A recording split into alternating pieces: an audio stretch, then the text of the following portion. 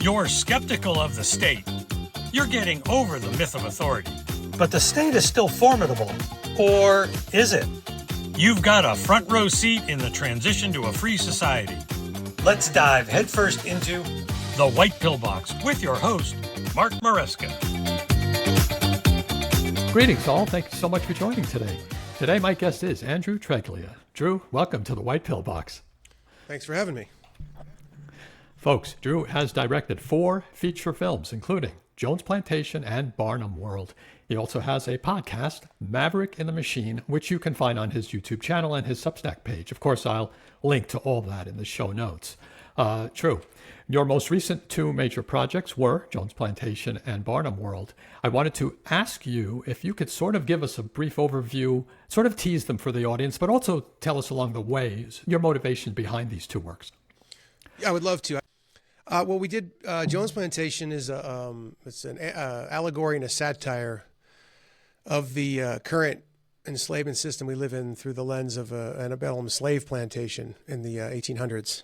So you go into it thinking you're watching a slave movie, and then you realize you're not watching a slave. You're watching something completely different that's reflective of the world you live in now. And Barnum World, and so basically in Jones Plantation, we kind of show the infrastructure of the enslavement system that you live in now. You could argue when that was created, but there is a strong argument to be made that when they ended physical chattel slavery, they basically transitioned into mental slavery, through mind control and propaganda and psychological operations. And it's a much more powerful and pervasive enslavement. In fact, one of the we have a couple taglines for the film. Is one of them: "Slavery never ended. Now we're all slaves," and we all live on Jones Plantation. That's the main tagline. We all live on Jones Plantation. But so that's that film, and then Barnum World is kind of the tools and tricks that they use to keep the game going, and that takes place now. It's not like the Jones, which is a period piece, but I do see the films as a diptych. And in where basically they're 2 completely different films, but they're related conceptually. So the Jones Plantation shows you sort of the infrastructure and how it was created, and then Barnum World shows you sort of the tips and tricks and games.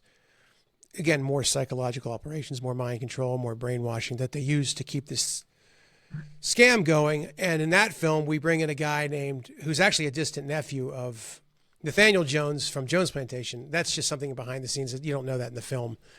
That's something we did, and he's a big-time Hollywood producer, propagandist, and he comes in and does a tell-all, and the whole thing is kind of like, well, why are you telling us all this? And he's like, people are going to hear, but they're not going to do anything about it. Nothing's going to change. So, I'm making a record. It's kind of like a revelation of the method kind of thing, where they tell you what they're doing, and so the karma's on you for not doing anything about it. And he's just like, they're not going to do it. People aren't going to do anything. They're not going to listen to me. They're not going to care. That's why it's so easy to do, because the mind control, the propaganda, the psychological operations that are run on us today, all day, every day, it's so easy to control the population. It's so easy. It's so simple. So, and that's kind of what he's saying in the film, Natty Jones. That's the character's name, is Natty Jones in Barnum World. So I hope that explained the 2 films. Jones Plantation, you can check out. It's on most major platforms except Netflix. It's not on Netflix. And then Barnum World, per the Indiegogo campaign promise, we gave that away for free. So that's actually on my YouTube channel at Drew Media TV or Drew TV. So here are 2 major works that you put out. Clearly, this suggests that you're passionate about this general topic, propaganda, and how it influences the masses. Yeah, I mean, I'm a big pro-human. I'm not a humanist, but I'm a pro-human, pro-human flourishing, pro-abundance kind of person. And because I'm doing what I can to. I mean, first and foremost, the films have to be entertaining and interesting to watch. I'm not, neither of these are documentaries. Even though Barnum World is a mockumentary, it does have a lot of documentary footage in it. Jones Plantation is just straight fiction. And I guess with these ones, I'm really kind of doing what I can through fiction narrative, to open to people's eyes as much as possible. But I mean, again, first and foremost, it's about making engaging, interesting films. which is what I hope I did. I mean, I think we did. I mean, Jones Plantation has been seen in over 60 countries that we're aware of. And Wow. that we're aware of. And I mean, there's probably a lot of the Eastern European. I mean, I found a clip that I posted the other day. It was Russian, and they actually dubbed it in Russian, which was hilarious to me. I had to post it because it was a scene. I have a small role in the film. I play the overseer, Jimmy Jack, who's kind of like the overseer you hate to love, but he's kind of like a troll.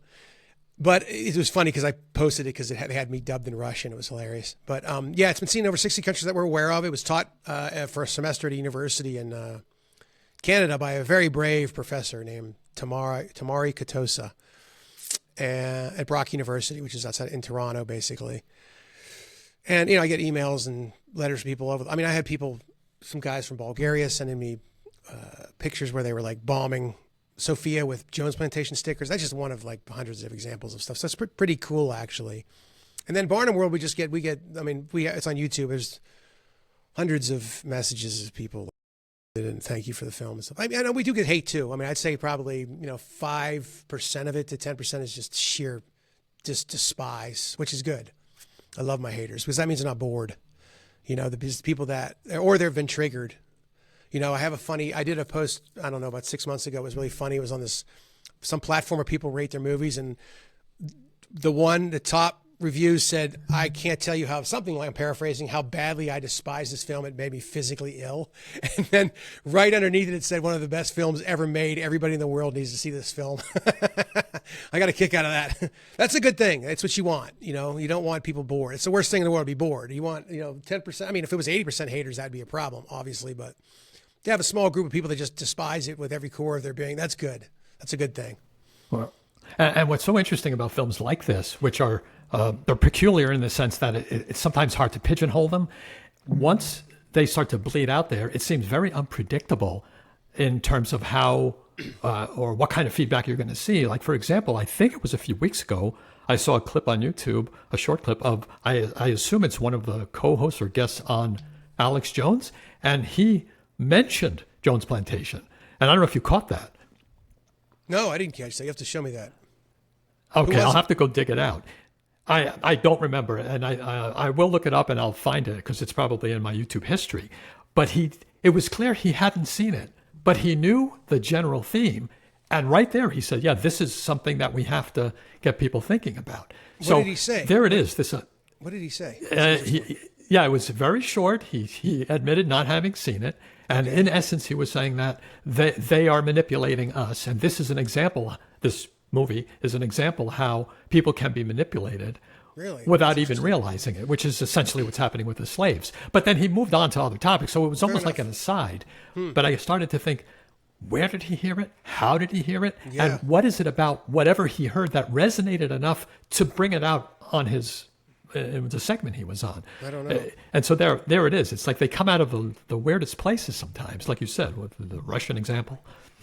Well, we knew when we launched it, because we have done basically no marketing. It's all been through word of mouth and podcasts and stuff. And we knew that it was going to be 2 to 5 years before we actually, got it out. And there's been like steps along the way. Like we were on Jason Whitlock's show. He's a pretty big show. And there's a couple other people that are big podcasts that know about us, but they just haven't making a move yet. And so, it's been a huge success if it just stopped tomorrow, but I still think that there's still mainstream breakout to come potentially. We'll see. But yeah, we knew it was going to take a while. We knew it was going to be a minute. It's just, we don't know where that thing is going to come from. That one that really breaks it out. Like who is it going to be? Ye that posted, we all live on Jones Plantation. I mean, just for example, or somebody, hopefully, and who knows how long it'll be. Maybe it'll be more than 5 years. Maybe it'll be less. Maybe it'll be tomorrow. Maybe it'll be after this interview. I have no idea, but I do think that at some point it's going to break, and the dam's going to break. Could be after my next film.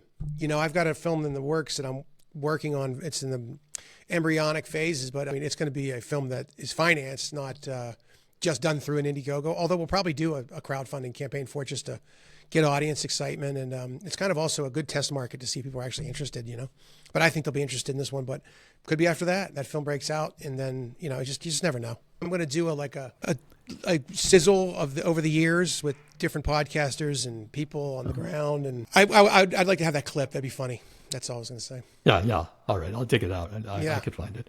I want to dig way deeper into the theme of propaganda that infuses both of those works, but I want to first step back and sort of have a meta conversation about film itself as an art form.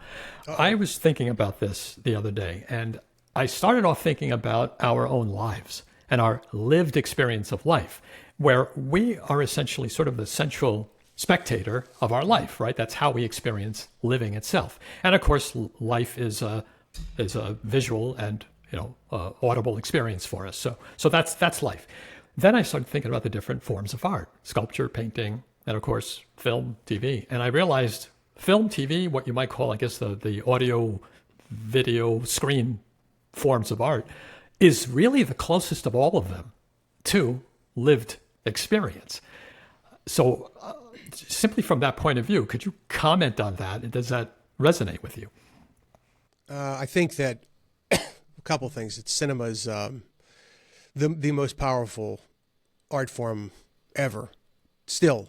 And so when you look at these kind of psyop things, it's hard to it's not like some guy's rubbing his hands together in the top of the mountain, in his cave. But I mean, maybe he is, I don't know. But the hierarchy enslaving you, they have, I think, systematically been destroying cinema. And people say, oh, it's dead. It's not dead. It's still incredible. It's still super powerful. You go there, you have a 100-foot screen. The sound is incredible. But the work that we've been seeing is so awful. And it depends on what level of this. I kind of look at these psyops as like an avalanche, where like somebody organizes it, shoots off the avalanche, shoots off the bazooka, and the avalanche starts. And then different people along the way of the avalanche have different tasks and jobs. I went for about 3 or 4 months and watched all the mainstream films and was just blown away by how awful they were, how ridiculous they were, how Luciferian inversionary they were, which I think was on purpose. And they're trying to destroy that. I've come to the conclusion they're trying to destroy cinema because it's one of the last collective experiences that we have together as human beings. You can still go to a concert, but at a concert, there's music, it's loud. When you watch a film with a bunch of people and it's like something like people are crying and then the film's over, I get uncomfortable. Like I've just had this really personal experience with these people I don't even know. Or if you're in a comedy, people, everybody's rolling, laughing. Like it's epic, it's epic. And they're trying, I think they've figured out that there's so much more control, mind control with the phones and the TikTok videos. They have it's so much more precise. They can control the narrative and control what people think and feel and believe, especially young kids, to get them out of the theaters. Again, along the line of that, I'm not trying to sound like I am most conspiracies that I've believed in are real, but, how that works, I don't exactly know, but I know that the people making these awful films that are coming out now, these shitty films, I think they actually think they're making decent work. I don't know. But I watched several films. I'm going to do a video about it, actually. I have a part of my podcast called The Film Maverick. I think I'm going to do a video about it and talk about these films. Because one of them was I watched this one called Opus. I hope I'm not getting too sidetracked here, but it starred one of the great actors of our generation, John Malkovich. And I'm like, I won't go into it here, but it was an insult to my intelligence, the way that they treated him and the way that film came about. And I started to think about how this medium, they're destroying this medium. And I think it's because it's a communal experience that human beings have that isn't like partying or, loud music. I mean, I love music, but I don't like live music personally. But like, it's a quiet, communal, social experience, and I think that, and it's also one that, like the kind of films we do, we can actually really shape hearts and minds in the right direction. So I think that they're trying to kill it. I don't know if that even answers your question, but yeah, I think it's the most powerful art form that we still have. How do you distinguish cinema itself, in other words, the actual theater experience of consuming cinema with, say, streaming or movies you could see on TV shows? How do you? You don't get the communal experience. I mean, obviously, you don't get the overwhelming technology. screen's 100 foot, but you could, these massive screens and the sound, the incredible theater sound that they have, that surround sound. And now they even have like, I don't remember what they call it, but the chairs move and stuff, which is a little over the top, but, you don't get that. But obviously, the other things, you don't get the communal experience, and you don't even need to be in the, like, you can, I've thought about at some point, it would be fun to open up a place where, you can go in with like 10 people and rent a small theater. Like, those billionaires have those like theaters in their house. It's like these beautiful, that would be, you could have a communal experience with that, and then you could go in and just go through a library and pick a movie you want to watch. You'd probably lose money on something like that, but it'd be kind of fun, be kind of cool. But yeah, you just don't get the communal experience when you're just watching it on your computer screen or your television, Right. And that's really what I was headed. You get the film experience, which is probably what the director intended anyway. There's a message, there's emotions, there's irony, there's whatever it is they want to convey. And you're going to get that if you're sitting in your home watching Netflix, or if you're in the theater, if it accomplishes it nonetheless through the medium itself. Well, so is the director thinking of that? Yeah. No, sorry. I mean, the camera catches everything. So when you have the larger screen, you're not gonna catch the subtleties like you would in a theater of the acting and the all the subtleties of the film. You're not going to catch them as much on a television than you would on a giant screen, and you're certainly not going to catch them on a phone. To think about people watching my films on a phone, I just like, ugh. And we have a couple platforms you can watch them for free with commercials, and I don't recommend that either. I just have a commercial break up the film experience. That sounds awful, but hey, if you don't want to pay and you just want to watch it, I understand. And then what about the story part of that? How immersed is the director himself in the purpose and message that the screenwriter put into the story? Does he typically study it and want to understand the nuances, or is he kind of just doing his thing based on what he understands the screenplay was? I think it's probably a little bit of both, but hopefully, he understands it. Hopefully understands the nuance of it. Yeah. I think that in the case of Jones, for example, it seemed pretty clear. You kind of got what Larkin Rhodes was saying as screenwriter. You seem to be in sync in that way. We both wrote the screenplay. Yeah, well, we both wrote the screenplay. He wrote the first version, and then we passed it back and forth, so I understood it very well. Gotcha. And then once we got on set, once you get warm bodies on set and reality sets in, then literally, especially this one, we were writing it was basically me and Legal Man writing, who played Mr. Jones, rewriting scenes because, there were a lot of challenges. I'm not going to get into some of those here. Someday we'll tell that story of the making of that film. We actually have a working documentary title called Tortured Antebellum. But there's reasons, people's careers and stuff. I'm not going to make that film yet. But there was some challenges there that we just couldn't make the screenplay that was written. And actually, thank God, because, before we even got started, I knew that it wasn't going to be like this dramatic period piece, because I knew we had no chance to compete with, we had a $300,000 budget if we're lucky. And we didn't have a chance to compete with a $10 million film. We just had to make the period stuff not noticeable, like it looked fine. It wasn't like, we're trying to win any costume awards or any, that kind of thing. We just make sure that we didn't look like a bunch of Muppets and have like, cars in the shots and stuff like that. It just needed to be passable. And then we knew we were going to make a cult film, which is basically a one-off, something like you've never seen before. So it was going to have elements of just about every genre. It was going to have, besides horror, but it had, it had suspense, it had comedy, it had drama, and it was going to be like, you love it or hate it, you've never seen anything like it. That's the only chance that we thought we had a cult film.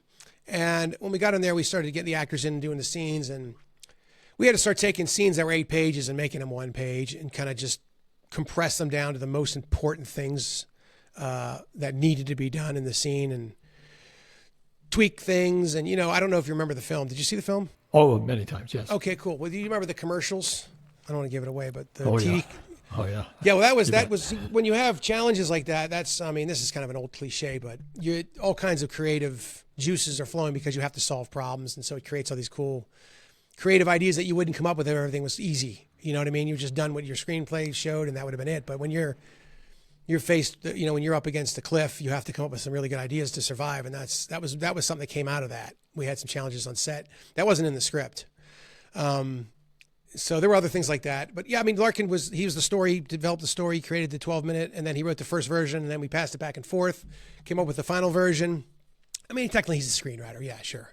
I'm just an additional screenwriter. But in reality, you know, when you're on set, you know, you have to do what you got to do. And we were showing up on set. I would write a version of the lawyer before he became an actor. And so he's really good at copy. So he would help me, and we would just crunch that thing down to be as efficient as humanly possible to make sure that we were the blueprint, the thing that we were trying to communicate to the audience wasn't ever touched. It was never affected, you know, but we were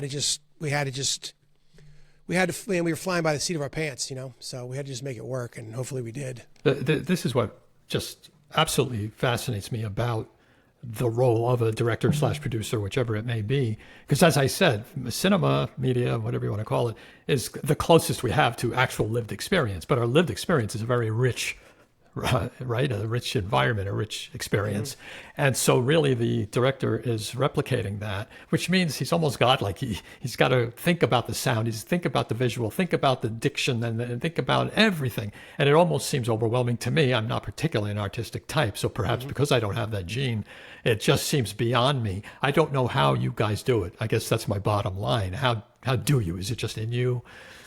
First of all, filmmaking is a director's medium. You know, you're never going to go to a film and go, who was the cinematographer on that piece of shit? Like, it's like, who made the film? And also it's kind of like being a defensive back in the NFL. Like, you never know the guy's name until he gets burned, you know, until he gets burned for a touchdown. Like, who's that bum who wasn't doing the coverage right? So it's crazy to me. I mean, I'm not like this, but a lot of people just have no idea who directed the film. They just go see the film. They see the actors, but it's the director's medium. He's the guy. The producer, yeah, I mean, I did producing for this. I produced this, but with some help, obviously, there were other co-producers, but like the real on the ground producing, the casting, putting the crew together, all that stuff. I did all that. That's a different job. You hope you have a director that is an artist. A lot of times, and especially in like big budget stuff, it's more like a project manager, which is another kind of craft. You know, when you're managing 1,000 people, you're basically moving cities around when you move locations and stuff, but. So, you know, I don't know what it is. I mean, the time I went and got into this later in life, it was actually in my 30s. I actually had a parking business and a successful parking business in Atlanta at the time. And I had done a little acting when I was younger, and I had a script that I was writing. I think I've told this before about, you know, and I was talking about my script with a guy who was a valet that worked for me that was in acting school or something, or I can't remember what he was, and I was telling him I wanted to shoot it. And he's like, "Oh man, you're a director. You should direct." And I didn't even know. I was one of those guys that watched a movie, had no idea what the director was, a director's medium at that time. And I was like, I believed him. And at the time, you know, going to college was the thing. Plus I was in my mid-30s, or my early 30s at that time. And to kind of like be an 18-year-old, I could have just gone and worked on set for free and figured it out. But it was a little late in life in that, and I had a business, so I went back to grad school. And my first project there that we did these little short, like 2-minute thing. And it was just like the first time in anything in school, because I always hated school. But this was the first time, like, my project that I did, which just blew everybody away. It wasn't even close. Like, my stuff was so much better. I'm not knocking anybody else. I'm just telling you that's just the objective reality. And the teacher came up to me. He's like, "Dude, you got something, you know. You only see this every once in a while. You got something." So I believed him. And you know, it's just one of those things. I don't know. It's not like I have a supreme confidence or anything about it. But usually when I get on set and I get to a zone, I just see where things should go and what we should do. And the main thing with directing to me is the two biggest things are the casting and just basically the design of the film, where the camera's going to go. That's 90% of it, 95%. Because if you have to cast it right, you don't want to be trying to direct the actor too much. Once you get in there, you're directing with the context that you're on the 2-yard line. You're trying to get in the end your You don't want to take the guy at your 2-yard line and try to run him up the field. It's not going to work. You got to get somebody that fits. They understand what they're doing, and now you're trying to make it better. And you're trying to make sure he does what it needs to be done in that scene, what needs to be accomplished, and make it as great as possible. Bring the greatness out, you know. But you don't want to be trying to fit a square into a circle with an actor. You got to cast that properly. That's something you can't really teach. And I think it's something that when you watch most films that suck, most films do suck. That's a problem. They cast the wrong people a lot, I think. I'm talking about beginners. You can tell a director's good when they know they cast the right people in the right roles. Like, okay, this guy's got a shot, you know? That leads me to my curiosity about the message of film. So the message could be, and it's typically the dramatic aspect of it. So it's a slice of life, or it's a comedy, or whatever it is. All right, that's the message. The director is then in the driver's seat of making sure that that basic message is conveyed. That's like one of his jobs, aside from the project management part of it.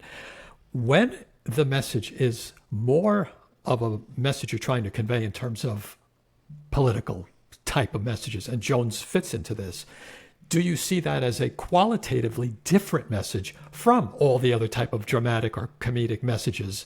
If it is different, how do you walk the line between maintaining the art aspect and not coming off as saying too preachy about the message? Yeah, I'm real iffy with the message thing. We got nothing but message films all over Hollywood now. They're just a bunch of messages, and have nothing to do with cinema, or engaging people, and then you can kind of like ninja them with things. I think you got to be real subtle with the message. I wasn't really thinking a whole lot about a message with Jones Plantation. I was just thinking about this. The blueprint of the script was really good. I knew we had a good story, a good script, and then that message would come through, through the story, if the acting was good, which is, if you don't have good acting, you're finished. I mean, if you don't have good acting, it's over. You just pack it in. You have to have passable acting, at least passable acting. But I'm not too caught up in the message, if you will. It's there. I have a belief system that I carry myself, through the world with, which, informs the work that I do. But you got to be careful about the message thing, because it can really make, like you said, just pedantic and boring. And I see so many documentaries with the message, and it's just like, I don't, especially so-called freedom space, whatever that is. I mean, most of that stuff a lot of it reminds me of like Christian films. It's like this pedantic message stuff. And they're trying to get better, the Christian films. They've been getting better at it. They've come out with some stuff that's more interesting than it used to be, for sure. And I think it's because they've been more concerned with the narrative and engaging people. And then inside that, there's a culture that is informed by the way these people believe and how they live their life. In Barnum, if there's a message there, it pertains to pulling the curtain away and seeing how propaganda is working behind the scenes. But so much of it was Natty basically laughing at the audience, just almost mocking them. That's right. Not, of course, not to the camera, although a few times I think I caught that. But still, it's like he's wanting to make you feel like, yeah, you're allowing yourself to be duped, right? And that came out very clearly. So how much of the script actually had that? What part of that was the actor himself wanting to make sure that he conveyed that type of attitude or message? Well, I mean, people can make their own judgment about Lee Gallman's acting in that, playing Natty Jones. My personal subjective opinion is that his performance is fantastic in that film. I love him in that film. But everybody can make their own opinion. I don't like telling people that my actors are great. Let you watch it and you figure it out for yourself how you feel about it. But it does frustrate people because he's a bit of a nihilist. He says in that scene where he's at the rodeo, hey, look, if I could wake the people up, I would, but I can't. So I won't. So they'll just continue to get screwed year after year until they, realize they're not going to vote their way out of this shit. And he's like, I'm going to keep getting rich. I'm going to keep living the high life, and you're going to keep paying for it. If you want to keep believing in this ridiculous charade that they're putting on for you, then you're going to get what you get. And it's the old, what's the Mencken quote? I'm paraphrasing. People want big government. They're going to get it good and hard.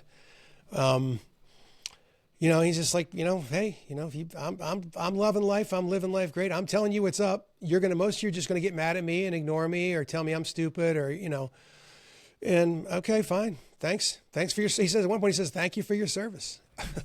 I'm going to keep on living the high life. You're going to keep on paying for it. Thank you for your service. Go ahead.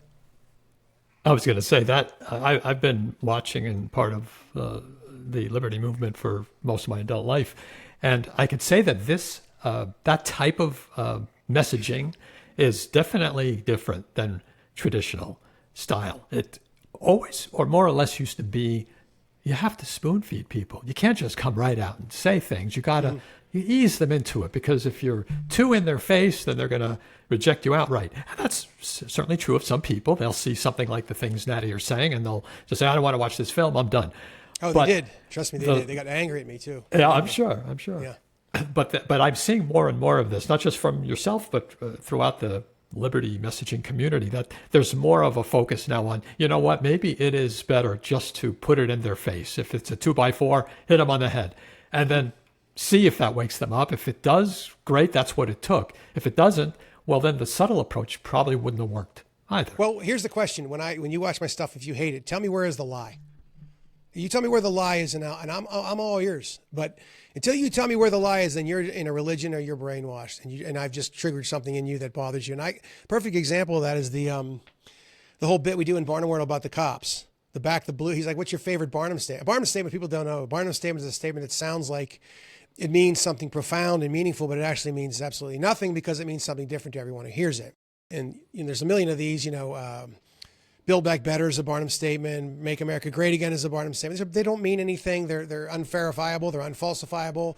But the people that run these control systems around the world, they use them as tools, and they get people all ginned up and excited because everybody thinks that the guy's talking to them directly when he's just saying nothing, and everybody's putting their own feelings and emotions into this and getting wrapped into this system, that they're basically active participants in their own enslavement. But in the movie, he asked him, "What's your favorite Barnum statement?" He says, "I think Back the Blue or Protect and Serve." And this pissed off a lot of people. And they said, "I know a lot of good cops." And I'm like, "I do too. When I lived in Atlanta, I used to be real good friends with some cops. I knew a lot of guys. I would tell them this. I didn't at the time. I wasn't at this point in my consciousness, so I wouldn't have. I was just more like conservative, I guess you'd call me, kind of. But if I was now and I was still friends, I'd say the same thing to them, saying to them, and they would probably agree with me. And the thing is, it doesn't matter that there's good cops. There were always good capos in the camps. The Bolsheviks. I'm sure there was really good capos that, gave those people that they were, and they got tenors for trying to eat a piece of wheat, some food, and help give them some porridge. I mean, there's always good capos. It doesn't matter the system. You have a system without the cops, without the government's armed goons, okay, that work for the government or paid by the government, or have retirement by the government, without us cucking our ability to protect and serve ourselves and the communities. And, anybody can look at the 2020 riots, the Summer of Love. If we were able to have our own, and we took care of our own protecting and serving, that shit would have been over very, very quickly. Because real men would have gone down there and done what needs to be done to get them the fuck out of there and stop burning people's businesses down. But because we've cucked out our ability to protect and serve ourselves, they have complete control over what they're going to enforce, when they're going to enforce it. And of course, anybody that wants to do some vigilante justice is going to come down hard on them than anybody else, because they put the system of control that they have in place with these cops up for grabs. They have to shut down any kind of vigilante justice, any kind of justice from the people, because it puts to question the entire system of policing that they have. This is why Kyle Rittenhouse had to go to jail, go to court for a year. That other cat that choked out that dude in the subway, like, oh, they shouldn't have killed him. Okay, maybe not, but the guy was running around threatening to kill people. He tried to kidnap some girl. He attacked some old lady. Like, who gives a shit? Like, he was doing it for justice, and if it gets messy, it gets messy. But of course, they put him in prison. And so, again, the entire system comes down. None of the COVID shit could have happened. None of it, if it wasn't for the fact that they have government cops. Because the only thing that kept people from not listening was besides the suckers that believed it, there's plenty of them too, but was the fear of the cops, the fear of the government cops coming and throwing you in prison. That was it. And that one thing is so powerful that people just cannot wrap their heads around, because most people want order, and I understand that. But the idea of having government's armed goons in charge of the order and somehow they protect and serve us, no, they protect and serve the system that controls you. They protect and serve the system that extorts you and controls you. They don't protect and serve you. Whatever little bit they may do is just window dressing to keep you to continue believing in this scam. It's crazy to me that people can't see this. I mean, they're paid by the government, and they can retire for 20 years and get paid by the government and still get a job and still get attention. and you think their number one job is to worry about you? Are you crazy? It's nuts. You brought up COVID, and this will be a tangent, but I want to take this tangent because I really want to hear what you have to say about this. A lot of what you talk about is often the power of the state, their power to manipulate, their physical power, guns and tanks and all that. And so one hasn't thought about this much, one can easily get the impression, oh, okay, Andrew thinks that, the government is extremely powerful. They're very manipulative. And of course, the rest of us are sort of pawns in this machine. Okay, so that's sort of let's say a black pill type of perspective. So I want to ask about COVID. In the first 2 years, roughly, of COVID, the world was on lockdown, right? You could think of it almost as a world police state was in place because they could tell you when you can work. They could tell you when you can leave your house. They could say that you have to have this jab or else you might not be able to fly or work or whatever.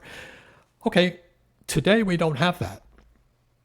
Now, I'm not so naive as to think that if the government could still be doing those very things today, they would be doing them today. It's not the goodness of their heart that explains why we don't have it.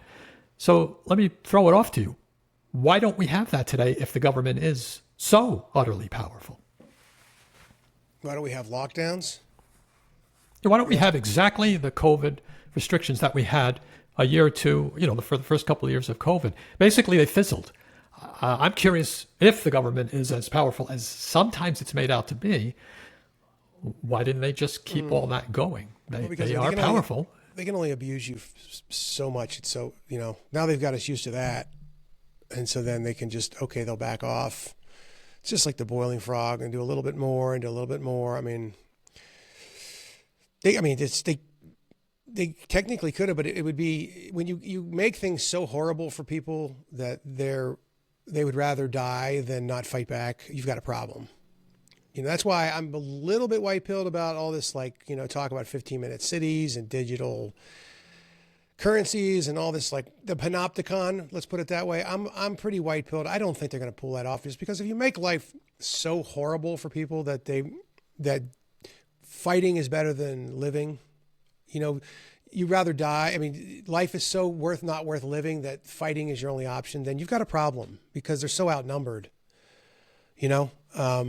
It's like, I'd rather fight and die than live through this shit. It's that bad. And I think that if they try to pull some 15-minute city thing, the thing in China is so overblown.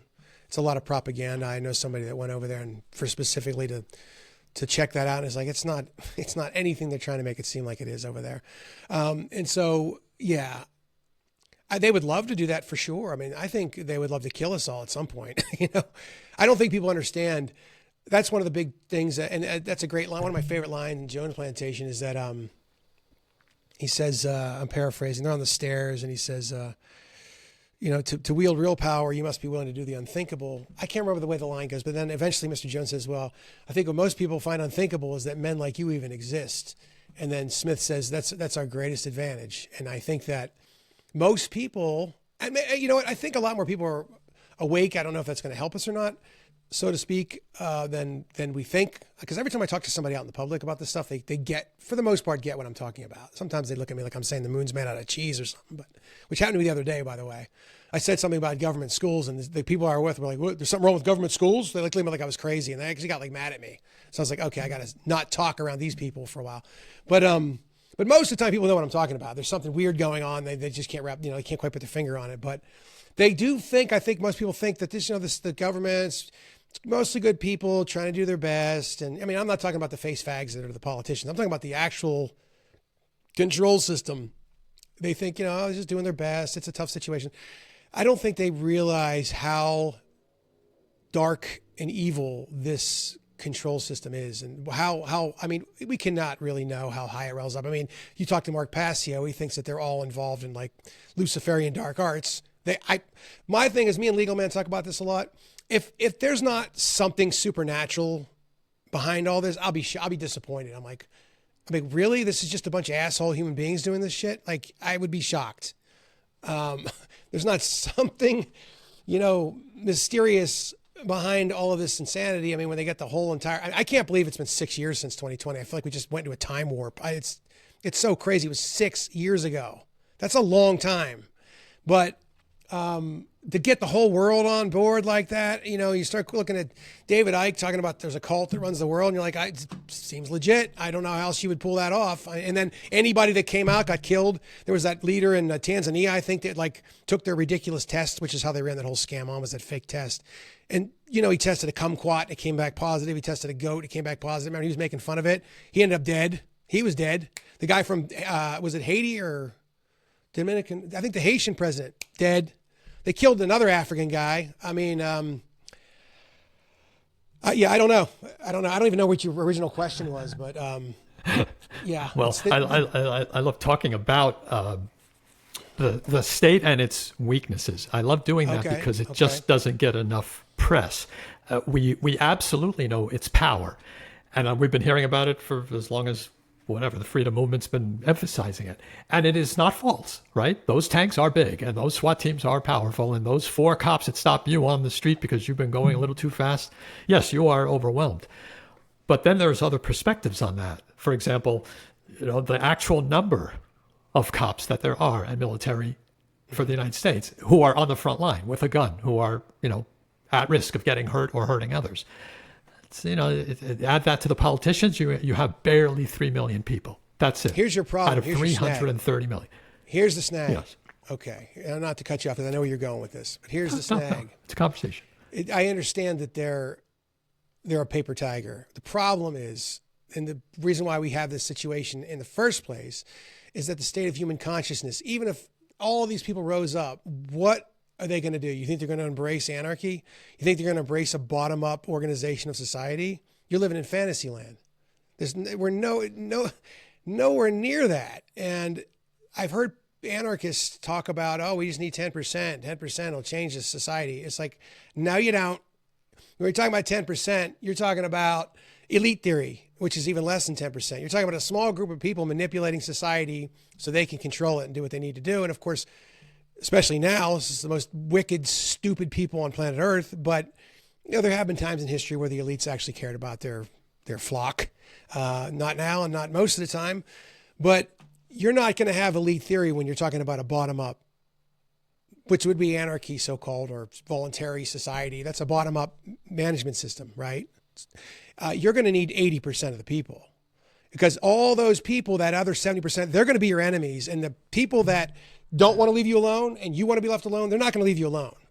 And if you think that the 10% that you are is going to be left alone by the 10% that was controlling society, you think the City of London, you think the Mossad, you think all these groups are just going to let you take over and create a voluntary society without the overwhelming majority of the population on board? You're living in fantasy land. All of those people that you think you don't need, they're going to be your enemies. They're going to be used to come and get you or kill you.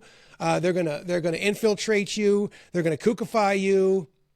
You have no chance. There has to be, the only way that can work, the only way, there has to be a massive upgrade of consciousness. And I hear also, there was slavery and then there wasn't. Well, that's a very different situation. And there was a film we made called Jones Plantation that talked about this, because they went from the chains and whips, which are very obvious. You can see there's the guy who put the chain on my legs. Okay, there's the guy whipping me. That's the guy I need to get rid of, and I need to get these chains off of me. What we have now is a system that's, mind control and brainwashing. It's very deep. It's very subtle. And you need hearts and minds, and you're not going to get that with 10% of the population.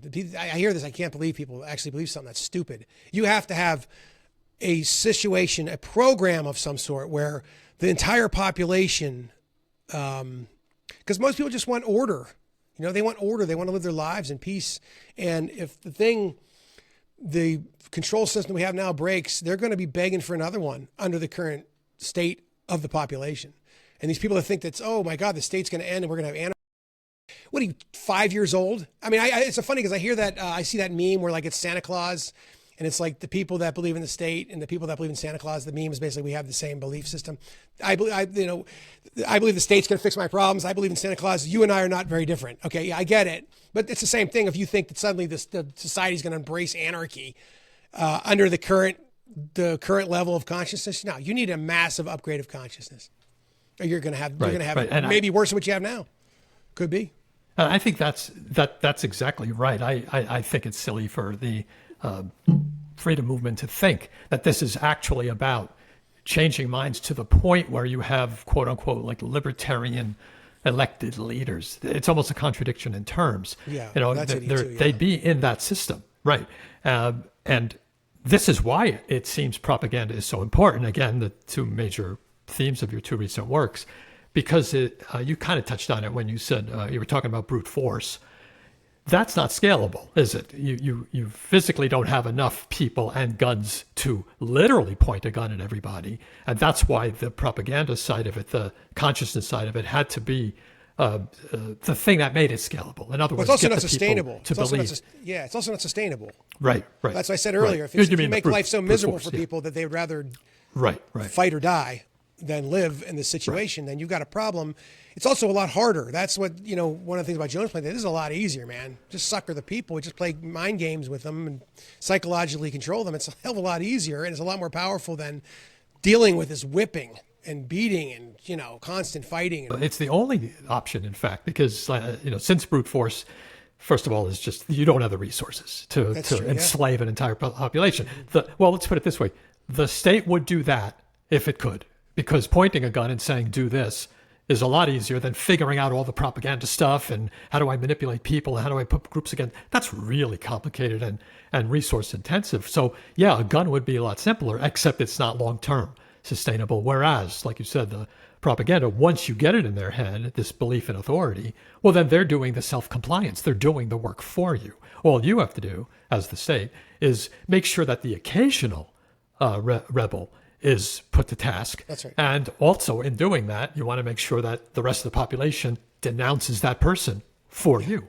So again, it's in a very efficient way of doing things. And I think this comes out in Jones particularly, because once he had it was toward the end, once it was sort of a working system and you had those slaves doing what they did toward the end, it's like, my job here is done. I assume he left at that point, right, Smith? That's right. Yeah. My job here is done. He's moving on to his next job. He's a slave smith. Oh, that's it. He calls himself a slave smith. It's slave smith. That was it. Larkin did a little animation called The Tiny Dot. I mean, maybe you've probably seen it, but people that haven't seen it, it's a really good example. It's very well done, and it's really simple. That's what's great about his stuff. He's really good at taking complicated issues and breaking them down to the simplest form and showing it. And I want to be clear, like, he did write the first draft. That was his idea, and that script would not have been a good script without, his writing ability. I mean, he wrote the first draft and it was like 200 pages or something. So he really goes like a minute a page because he's so passionate that he wanted to include so many things in it and say so many things. And but even for that, if you're never writing a screenplay before, it was a good version of the draft. He's a good writer. So and I hopefully from this experience, because what was really cool was at first it was very painful for him because I had to keep cutting stuff and like, don't worry, we're not throwing away anything. We're just trimming it down. And, but once he saw the film, he was man enough to come out and say, hey, not only was he was right, but it was actually better than what we originally wrote. So that was cool. I appreciated that. That means he has integrity, because it's the old rule. You don't bring the writer on set, because you're going to butcher his script on set. It's not an uncommon thing that happened in that film, that we had to, touch up the script. That's pretty common. But the problem that you'll have is if you don't have the foundation, it's like building a high rise. You have to have a really solid foundation. Then you change in the script. You're going to put the couch here. You're going to paint the second floor green instead of blue. That kind of thing. You're going to put the the break room on the fourth floor instead of the third floor. That kind of stuff you can move around. But the foundation's got to be there, and the foundation was there. In particular, the weaknesses of the state fascinate me because they are real. There are, the state is not almighty. It's not the empire. It's all in the mind of the people. The control of the state is in the mind of the people. It's got nothing. If the people woke up, it would be over tomorrow. It's all in the mind of the people. If we don't have cops in this town I live in, which is great, but we do have sheriffs, and they're fine. They actually kind of work. Best we can do, because they kind of work for you, because they are the guy, they get elected or whatever. I don't know how it works. I don't vote, but there's they do sometimes run up and down the street here and get people for speeding or whatever, and it's annoying. But there's 4 or 5 of them. It's like, if the people woke up and get the fuck out of here, dude. We're going to do this ourselves. Okay. Get the fuck out of here. There's nothing they can do. What are they going to do? But it's just not an option, because the people, for multiple reasons, and not the least of which is mind control and propaganda, but also people's desire for order. The propaganda about the founding of the country and the great freedom machine and the democracy and the blah, blah, blah. People believe that this is the best way to do this, but there is no freedom inside this system. And that's why people will write me all the time with these things like, oh, you're a sovereign citizen and you need to do this. And like, dude, your whole plan is based on them holding themselves accountable for the words that they wrote down. They don't give a shit. They wrote the words down to trick you. They don't care about their own words. And if you don't believe that, ask Larkin, because he went to prison doing a tax, it was a tax protest. He went to prison for a year for that. They will throw you in jail. They will make an example out of you if you don't pay the taxes. If you try to mete out justice on your own, they will make an example out of you. I mean, there's exceptions in various places. I'm in a pretty base place here. I mean, if somebody broke into my house, I could blow them away, be no problem. They just take the body away. But there are, just like that guy in New York and Kyle Rittenhouse and whatever else, if you try to take justice into your own hands, they will come down on you with a ton of bricks because it's a challenge to their authority as the monopoly on the violence. Right. And it's also interesting to me that the state operates in an environment, and it's a real world environment. And that environment is really what is going to, and when I say an environment, it's a psychological environment that the majority of people happen to have.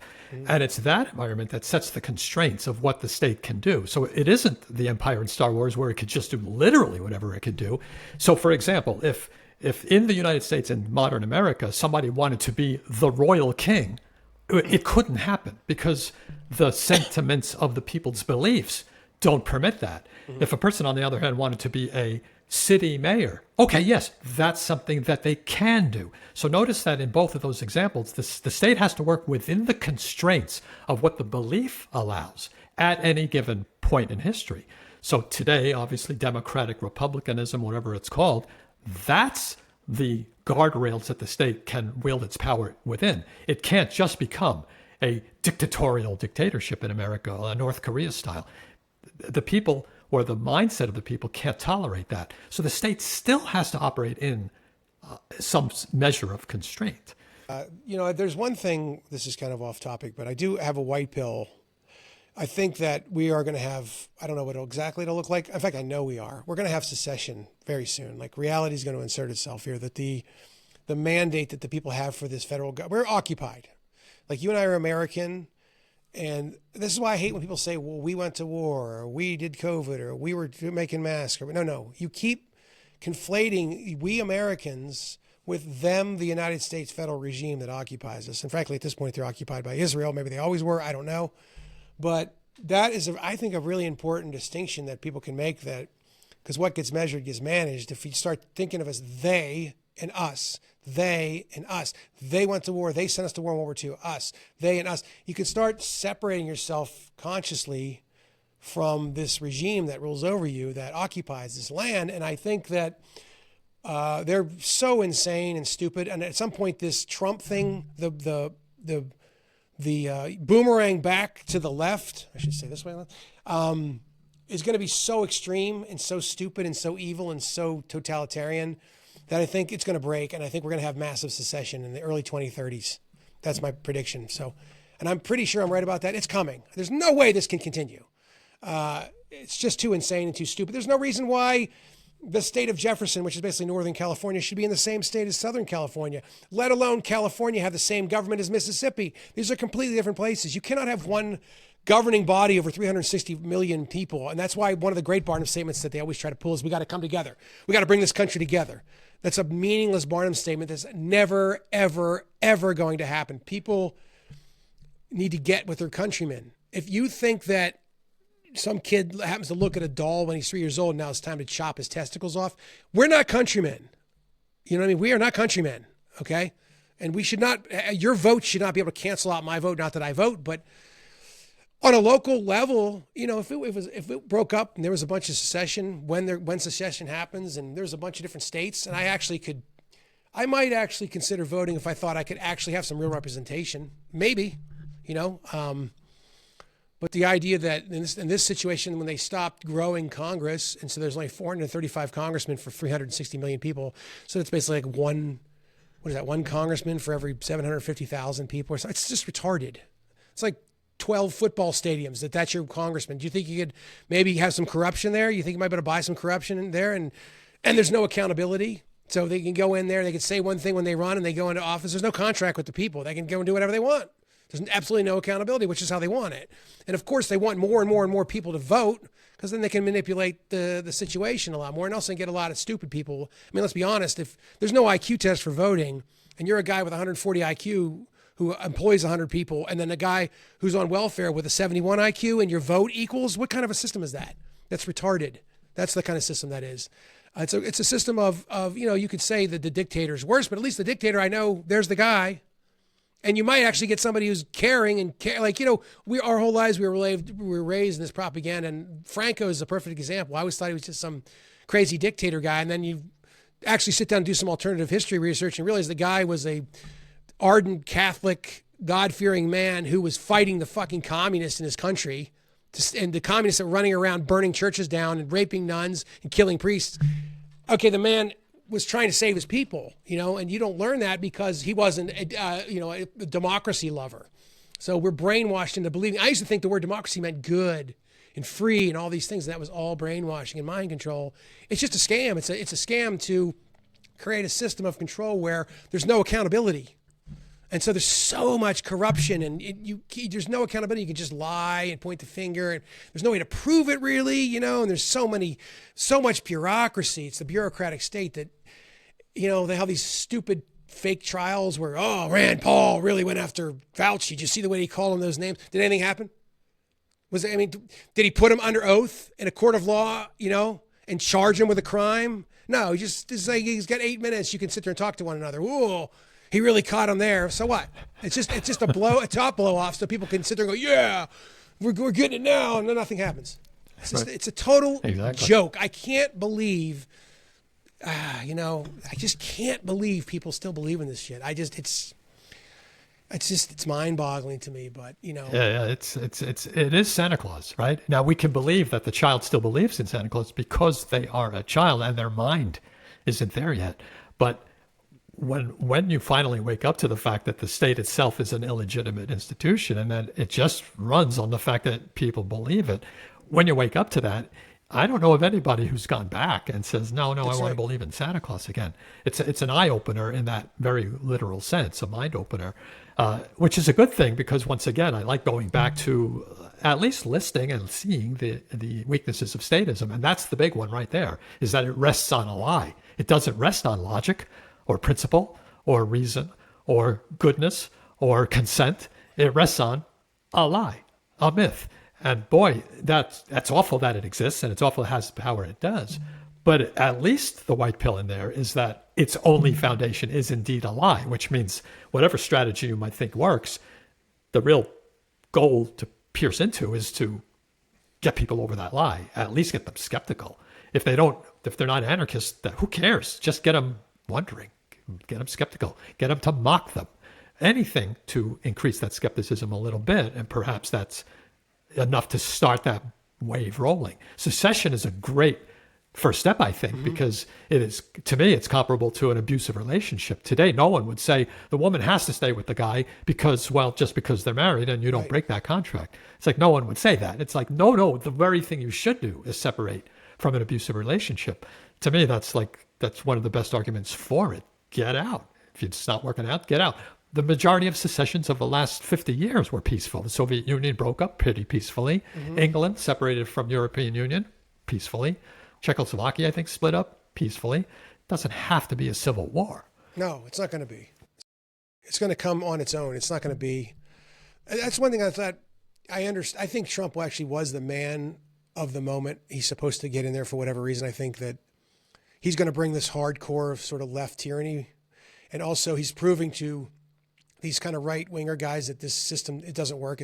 There's no fixing anything within the system. The system is the problem. The system's not broken. It's working exactly as it's designed to do. And I think they're starting to figure that out. What comes next? I definitely think there's going to be secession. That's coming. And it could also be a situation where, like I said, without this in consciousness explosion, you're going to have some sort of an order, a state of some sort, and some sort of order. But you could have, with all these different areas, there could be a loose federation of states, like they had when they fought the revolution. They got the Articles of Confederation. Of course, we were propagandized to believe, oh, it wasn't good enough. It wasn't powerful enough. We had to have, it was all bullshit. The Constitution was brought in to screw the people and centralize the situation. And they started the federal courts with the Constitution. And the only reason why we got the Bill of Rights is the people that made the Constitution didn't want the Bill of Rights. That was the only reason the only way they were able to get the Constitution pushed through was the Bill of Rights. But the Articles of Confederation was a very, very decentralized situation. It was people contact me when I talk about secession, because I've been yelling about this for a long time. And I had somebody wrote me one time on Twitter, it's like, yeah, I'm from California. Good luck getting your avocados. And I'm like, are you really dumb enough to think that California farmers are going to sell me in Arizona avocados? Like, they sell avocados to the Middle East. What are you talking about? It's so stupid. Also, the idea that China is just going to walk in and take, like, okay, if you have one centralized government in Washington, D.C., or 50 countries, let's just say just 50 states break up. I think it's going to be a lot more breaking up. Which is harder to conquer? I think it's harder to conquer one centralized government. We've already been conquered. They're already bought and paid for and sold. It's over. AIPAC owns the U.S. government. So, there's like 2 or 3 guys in there, people in there that aren't paid by AIPAC. It's so much easier just to go and take a centralized area than it would be to have, 50 decentralized countries. Basically, you're not conquer. How are you going to conquer that? You might get 1 or 2 places. So that's idiotic. And you also would have a situation where you have a lot of what was supposed to be the Articles of Confederation. It was supposed to be like a testing ground for governing. Like each state would do governing differently, and you'd kind of see what worked best. One other thing to consider, and that nobody talks about, would be an interesting thing, is that since we have the internet, you could conceivably have governments that prop up on the internet, and depending how good their services were, we're available in America, Mexico, and Eastern Europe, or whatever it is. And then you could find your own countrymen. Oh, it's a communist government, but then they're going to offer you security, healthcare, education. And then there's the thing, that could work if that's what you want. But if they don't provide the services, you get to leave, and you can find another communist government, another company, so-called. That could be a thing where you could find your actual countrymen. Something down the road that could happen. But I know I'm getting ahead of myself, but. I think there are experiments. I don't follow this very closely, but I believe there are virtual type of experiments that are being thought of and worked out for exactly that kind of thing, basically online or virtual communities that would try to service particular specific on-the-ground needs. And you just opt in or opt out of whichever one, like a streaming service you do today. There's no reason in this world that can't be done. So I'm very curious about those experiments, as well as the actual free territories that they're trying. There's no ANCAP type yet that I know of, but there's in Honduras, there's Prospera and Morazan and some others that are kind of experiments in more freedom and less oversight. So all of these, I think, are good because they're experimental. And that means that we see how they work over time. But yes, I'm very much in favor of any move away from centralization is good. We're close to we are a little past the hour. I wanted to carve out time for you so that you can plug anything you want in addition to what we have, or any new projects you want to alert us to beyond what you've said.